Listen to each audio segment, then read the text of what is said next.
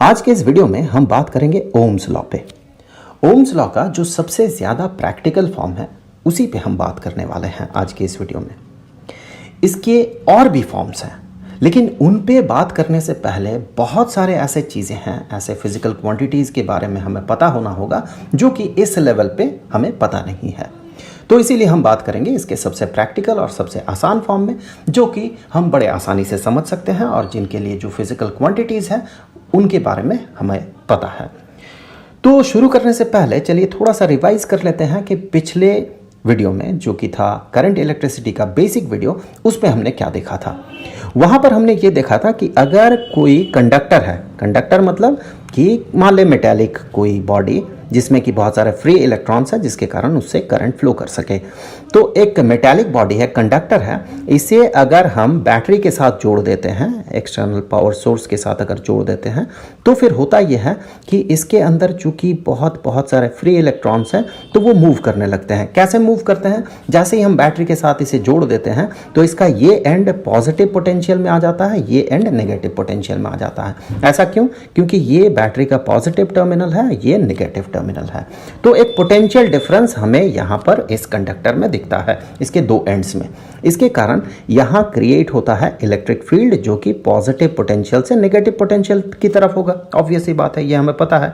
और इस electric field के कारण जो यहाँ पर फ्री इलेक्ट्रॉन्स हैं, उन फ्री इलेक्ट्रॉन्स पे लगता है फोर्स। हमें पता है चार्ज पार्टिकल इलेक्ट्रिक फील्ड में जो है फोर्स एक्सपीरियंस करता है, इलेक्ट्रोस्टैटिक फोर्स। चूंकि ये फ्री इलेक्ट्रॉन्स, ये इलेक्ट्रॉन्स है, ये निगेटिवली चार्ज्ड बॉडी है, तो इस पे जो फोर्स लगेगा ये इलेक्ट्रिक फील्ड के अपोजिट डायरेक्शन में लगेगा। अगर ये पॉजिटिवली चार्ज्ड बॉडी होते तो फिर इसे इलेक्ट्रिक फील्ड के डायरेक्शन में फोर्स लगता इस पे। अब इस केस में चूंकि ये नेगेटिवली चार्ज्ड बॉडी है, इलेक्ट्रिक फील्ड इन जगहों पे देखिए इस डायरेक्शन में होंगे, लेकिन फोर्स जो लगेगा इसके अपोजिट डायरेक्शन में लगेगा। तो फोर्स यहाँ पर इस डायरेक्शन में लगने लगे सारे इलेक्ट्रॉन्स पे। तो जब फोर्स इस पे लगेगा तो चूंकि ये फ्री इलेक्ट्रॉन्स है, हमने लास्ट वीडियो में देखा था फ्री इलेक्ट्रॉन्स ये अपने न्यूक्लियस के साथ बाउंड नहीं होता है, तो ये मूव करने लगेंगे। जब ये मूव करेंगे तो जैसे कि हमें पता है करंट है क्या, इलेक्ट्रिक करंट, ये चार्ज्ड पार्टिकल का मूवमेंट है। जहां भी चार्ज्ड पार्टिकल मूव कर रहा है वहीं हम कहते हैं वहां करंट है। तो यहां पर इस पोटेंशियल डिफरेंस के कारण क्रिएट हो जाएगा एक करंट। अब देखिए करंट जो है, कन्वेंशनल करंट, इसे माना जाता है पॉजिटिव चार्ज के मूवमेंट को। तो अब ये तो नेगेटिवली चार्ज बॉडीज मूव कर रहे हैं इस डायरेक्शन में। पिछले वीडियो में हमने देखा था कि इस तरह के करंट को, इस डायरेक्शन में जो चार्ज फ्लो कर रहा है नेगेटिव चार्ज, उसे हम इलेक्ट्रॉनिक करंट कहते हैं क्योंकि ये इलेक्ट्रॉन के मूवमेंट के कारण हो रहा है। उसी के अपोजिट डायरेक्शन में कन्वेंशनल करंट को माना जाता है। तो करंट अब इस पे फ्लो करने लगा। क्यों फ्लो किया? कारण क्या है? क्योंकि हमने इसमें पोटेंशियल डिफरेंस प्रोवाइड कर दिया। तो V जो पोटेंशियल डिफरेंस है उसके कारण I करंट फ्लो करने लगा। तो V और I के बीच का जो रिलेशन है वही है ओम्स लॉ। तो अब देखिए यहां पर इसे समझने के लिए, V और I के रिलेशन को समझने के लिए हम क्या करते हैं, सेम कंडक्टर को एक दूसरे ही सोर्स के साथ जोड़ देते हैं, मतलब दूसरे बैटरी के साथ जोड़ देते हैं जिसका कि वोल्टेज ज़्यादा हो। तो यहाँ पर हमने अब क्या किया, डबल वोल्टेज का बैटरी के साथ हमने इसे जोड़ दिया। अब क्या होगा देखिए, यहाँ पर जो पॉजिटिव पोटेंशियल और नेगेटिव पोटेंशियल बनेगा, हेंस जो पोटेंशियल डिफरेंस बनेगा ऑब्वियसली ये पिछले केस से ज़्यादा होगा। पिछले केस में हमने छोटा बैटरी लगाया था, अब हम बड़ा बैटरी लगा रहे हैं, तो अब पोटेंशियल डिफरेंस जो है ये बढ़ गया। पोटेंशियल डिफरेंस बढ़ते साथ होगा ये कि यहाँ जो इलेक्ट्रिक फील्ड होगा पिछले केस से ज़्यादा होगा, इसका मैग्नीट्यूड, ये ज़्यादा स्ट्रांग होगा। तो जैसे ये ज़्यादा स्ट्रांग इलेक्ट्रिक फील्ड बना, जो फ्री इलेक्ट्रॉन्स हैं, इन फ्री इलेक्ट्रॉन्स पे जो फोर्स लगेंगे, अब ये ज़्यादा फोर्स लगेगा इस पे।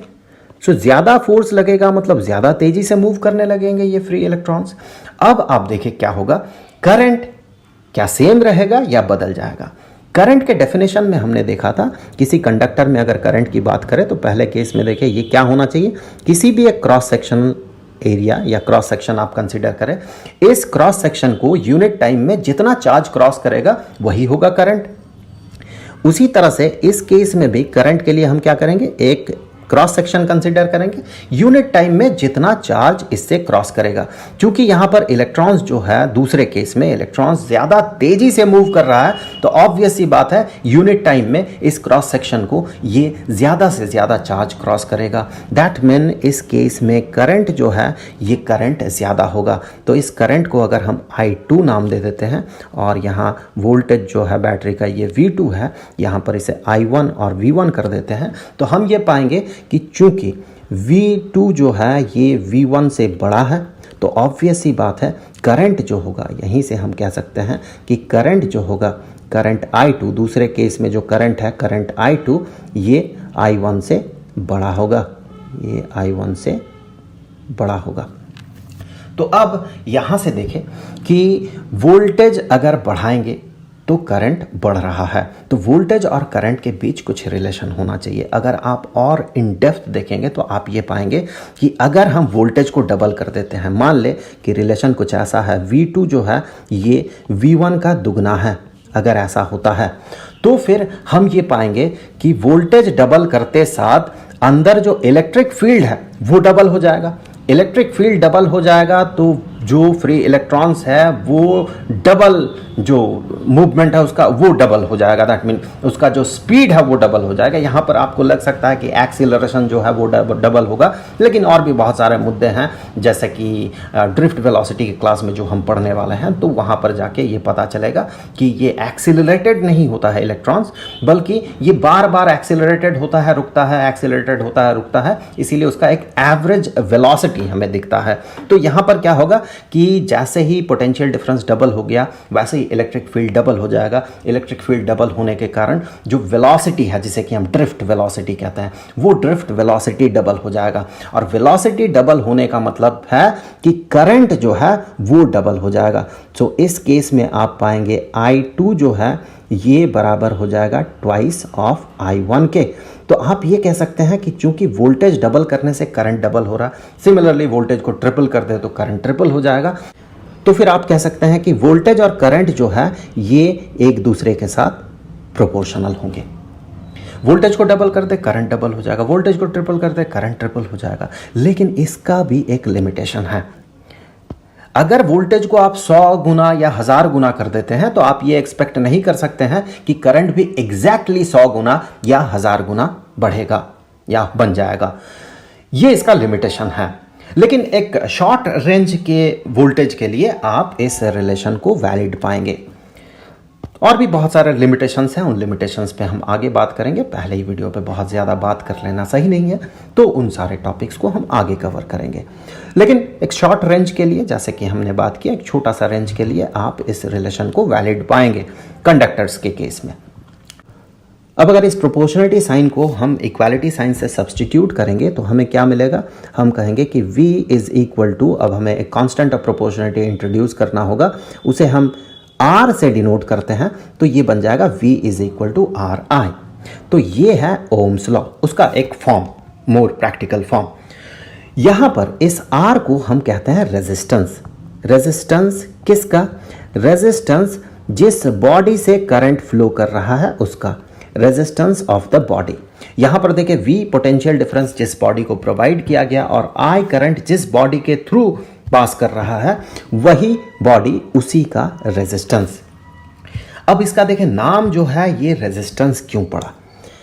यहां से आप इस फॉर्मूला से आप ये कंपेयर करके ये समझ सकते हैं कि अगर वोल्टेज को हम कांस्टेंट रखते हैं तो फिर करंट बढ़ने से रेजिस्टेंस घटेगा, या फिर आप कह सकते हैं कि रेजिस्टेंस बढ़ने से करंट घटेगा। रेजिस्टेंस को इंक्रीज कर दे तो करंट घटेगा, क्योंकि V को हमने कांस्टेंट रखा है। चलिए प्रैक्टिकली एक डेमोन्स्ट्रेशन से समझ लेते हैं। दो बॉडीज़ हैं, दो अलग अलग बॉडीज़ हैं, दो अलग अलग मटेरियल से बना हुआ हो सकता है, उनका लेंथ अलग हो सकता है, क्रॉस सेक्शनल एरिया अलग हो।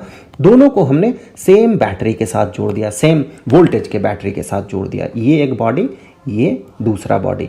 तो चूंकि इनका लेंथ, क्रॉस सेक्शनल एरिया और साथ ही साथ इसका जो मटेरियल है वो चूंकि अलग अलग है, तो इस केस में हम ये पाएंगे कि दोनों का रेजिस्टेंस अलग अलग होगा। तो ये रेजिस्टेंस अगर R1 है और ये रेजिस्टेंस अगर R2 है, हम क्या कर रहे हैं? हम देख रहे हैं इसका नाम रेजिस्टेंस क्यों है। तो यहां पर दोनों को सेम वोल्टेज के बैटरी के साथ जोड़ा गया है, V और V। तो पहले केस में करंट, ऑब्वियस सी बात है करंट सेम फ्लो नहीं करेगा दोनों केस में, क्योंकि मटेरियल अलग अलग है, भले ही वोल्टेज सेम हो। तो रेजिस्टेंस अलग अलग होने के कारण करंट सेम फ्लो नहीं करेगा। तो हम मान लेते हैं करंट यहाँ I1 है और इस दूसरे केस में जो करंट है ये I2 है। तो आप यहाँ से कह सकते हैं ओम्स लॉ लगा के पहले फिगर के हिसाब से V is equal to R1 I1 और दूसरे केस में V is equal to R2 I2। Voltage देखें सेम है। अब देखिए जिसका रेजिस्टेंस ज़्यादा है, चलिए एग्जाम्पल के तौर पे मान लेते हैं R2 जो है ये R1 से बड़ा है। एग्जाम्पल के तौर पे हमने मान लिया R2 is greater than R1। तो आप देखिए R2 R1 से बड़ा है और दोनों ही वोल्टेज जो है वो सेम है। दोनों वोल्टेज सेम होने का मतलब ये है कि इस प्रोडक्ट को R1 I1 को R2 I2 के बराबर होना होगा। तो अगर R1 R2 से छोटा है, दैट मीन R2 अगर R1 से बड़ा है, तो हम पाएंगे कि ये I1 जो है ये I2 से बड़ा होना ही है। दोनों प्रोडक्ट को तो सेम रहना है। तो हम यहाँ से ये समझ सकते हैं कि अगर रेजिस्टेंस को हम बढ़ाते हैं तो करंट जो है ये घट जाएगा, इसीलिए इसका नाम रेजिस्टेंस है। और थोड़ा गौर से सोचें, रेजिस्टेंस एक ऐसा फिजिकल क्वांटिटी है जिसके बढ़ने से करंट घटता है। दैट मीन वो क्वांटिटी डिटरमाइन करता है कि करंट कितना रेजिस्टेड हो रहा है, वो बॉडी करंट को कितना रेजिस्ट कर रहा है। और ये जो फिजिकल क्वांटिटी है इसी का नाम चूंकि रेजिस्टेंस है, इसीलिए इसका नाम रेजिस्टेंस पड़ा। रेजिस्टेंस मतलब रेजिस्टेंस ऑफ करंट, करंट को वो कितना रेजिस्ट कर रहा है। तो ऐसे हमने देखा कि ओम्स लॉ का ये जो है ये एक प्रैक्टिकल फॉर्म है। इसके और भी फॉर्म्स हैं। वो जो दूसरा वाला फॉर्म है वो फॉर्म कुछ ऐसा होता है कि करंट डेंसिटी जो है ये बराबर होता है कंडक्टिविटी इनटू इलेक्ट्रिक फील्ड। वैसे देखिए करंट डेंसिटी और कंडक्टिविटी ये आपको पता नहीं होगा, इसीलिए इस वीडियो में हम इस पे बात नहीं करेंगे। ये हम आगे के वीडियोस में जाके डिस्कस करेंगे। जब हमें पता चल जाएगा कि करंट डेंसिटी क्या है, जब हम ये समझ जाएंगे कि कंडक्टिविटी क्या है, तब जाके हम इस पे बात करेंगे। वैसे देखा जाए तो ये एग्जैक्ट फॉर्म नहीं है ओम्स लॉ का। इसका जो एग्जैक्ट फॉर्म है ये कुछ ऐसा बनता है कि करंट डेंसिटी जो है ये बराबर होता है conductivity into electric field plus जो भी चार्ज पार्टिकल है जो मूव कर रहा है उसका वेलोसिटी, उसके साथ क्रॉस प्रोडक्ट होगा मैग्नेटिक फील्ड का। तो ये उसका ज़्यादा या फिर कहे ये एग्जैक्ट फॉर्म होता है ओम्स लॉ का। तो इन सारे चीज़ों पे हम आगे बात करेंगे। ये इक्वालिटी साइन मुझे नहीं लगाना चाहिए था, तो इन सारे चीज़ों पे हम आगे के वीडियोस में बात करेंगे। फिलहाल तो हम कंसंट्रेट करेंगे इसके मोर प्रैक्टिकल फॉर्म जो कि है ये उस पे। अब यहाँ से आगे छोटा सा कुछ न्यूमेरिकल प्रॉब्लम सॉल्व कर लेते हैं प्रैक्टिस के लिए। तो न्यूमेरिकल प्रॉब्लम सॉल्व करने से पहले चलिए ये जो रेजिस्टेंस है इसका जो SI यूनिट होना चाहिए वो क्या होगा वो देख लेते हैं। तो यहाँ से ओम्स लॉ से हम ये कह सकते हैं कि R, चूँकि V is equal to I R है या आर आई है, तो R is equal to V divided by I। That mean voltage जितना प्रोवाइड किया गया डिवाइडेड बाय जितना करंट पास कर रहा है उस बॉडी से। तो अगर SI यूनिट की बात करें, सो इन SI इसका जो यूनिट होगा वो होना चाहिए वोल्टेज का डिफरेंस या पोटेंशियल डिफरेंस का यूनिट। सो वोल्टेज का यूनिट या पोटेंशियल डिफरेंस का यूनिट जो कि है वोल्ट डिवाइडेड बाय करंट का जो SI यूनिट है जो कि है एम्पियर। तो आप ये कहेंगे कि रेजिस्टेंस का जो यूनिट है ये है वोल्ट पर एम्पियर। इस वोल्ट पर एम्पियर को ही हम कहते हैं ओम, और इसे जो सिंबल हम असाइन करते हैं वो सिंबल है कैपिटल ओमेगा। तो अब कुछ न्यूमेरिकल प्रॉब्लम यहां से सॉल्व कर लेते हैं। तो मान लें कि एक कंडक्टर है जिसे कि हमने जोड़ दिया एक बैटरी के साथ हमने इसे जोड़ दिया। कैसा बैटरी है, इसका जो वोल्टेज है ये है 3 वोल्ट का, और हमने देखा कि करंट जो पास कर रहा है ये करंट जो है ये बराबर है 2 एम्पियर का। अब इस बॉडी का जो रेजिस्टेंस है ये रेजिस्टेंस हमें पता करना होगा। सो इस बॉडी का रेजिस्टेंस ये हम करेंगे पता। ओम्स लॉ से यहाँ हम कह सकते हैं चूँकि V is equal to I R, so यहाँ से आगे चूँकि हमें R का वैल्यू पता करना है, रेजिस्टेंस पता करना है, तो हम यहाँ से आगे ये कहेंगे कि रेजिस्टेंस जो है, रेजिस्टेंस ये बराबर हो जाएगा V डिवाइडेड बाई आई के। अब यहाँ वैल्यूज़ पुट करें, V का वैल्यू जो है ये है 3 volt, so 3 volt divided by current जो है ये 2 एम्पियर का है, so 3 volt divided by 2 ampere that is equal to 1.5 volt per ampere. और जैसे कि हमने बात किया, ये जो वोल्ट पर एम्पियर है यही इसी को हम कहते हैं ओम, तो ये होगा 1.5 ओम। उसी तरह से एक और प्रैक्टिस के लिए बना लेते हैं न्यूमेरिकल प्रॉब्लम, बड़ा ही बेसिक चीज़ है ये। सो यहाँ हमने जोड़ दिया इसे बैटरी के साथ, ये मान ले 4 वोल्ट का बैटरी है और इसका जो रेजिस्टेंस है ये बताया गया, ये कहा गया इसका जो रेजिस्टेंस है ये 2 ओम का है। हमें ये पता करना होगा कि इसके थ्रू जो करंट है जो पास करेगा वो कितना होगा। सो यहाँ ओम्स लॉ को यूज़ करते हुए हम ये कह सकते हैं कि करंट चूँकि पता करेंगे तो current is equal to V divided by R।